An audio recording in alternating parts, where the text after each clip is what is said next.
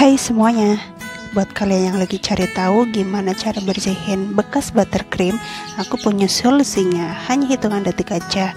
Ini adalah gambar dimana hanya hitungan detik si buttercreamnya luluh atau langsung hilang ya, tanpa dicuci atau sebelum dicuci pakai sabun.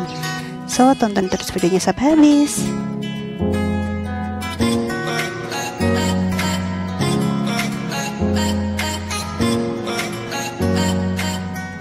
Jadi teman-teman, aku baru aja bikin kue ulang tahun pakai buttercream ya, dan seluruh wadah yang aku gunain termasuk mata dari mixernya ini penuh dengan buttercream.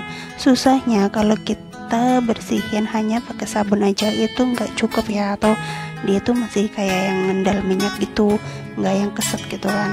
Jadi di sini aku mau berbagi pengalaman cara membersihkan si buttercream ini dari wadah atau tempat yang kita gunain.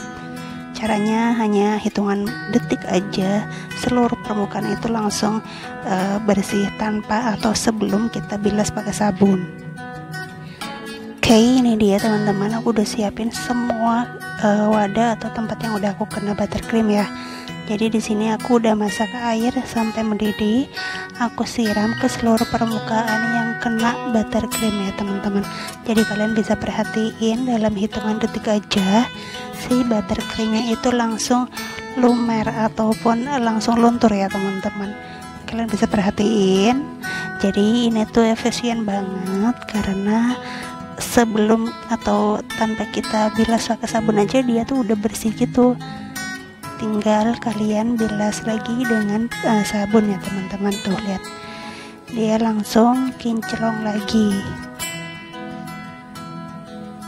dalam hitungan detik aja ya teman-teman. Gampang banget, simple banget, nggak perlu pakai yang obat-obatan atau apa gitu kan, cukup pakai air panas saja langsung bersih seperti semula, tinggal kita bilas pakai sabun.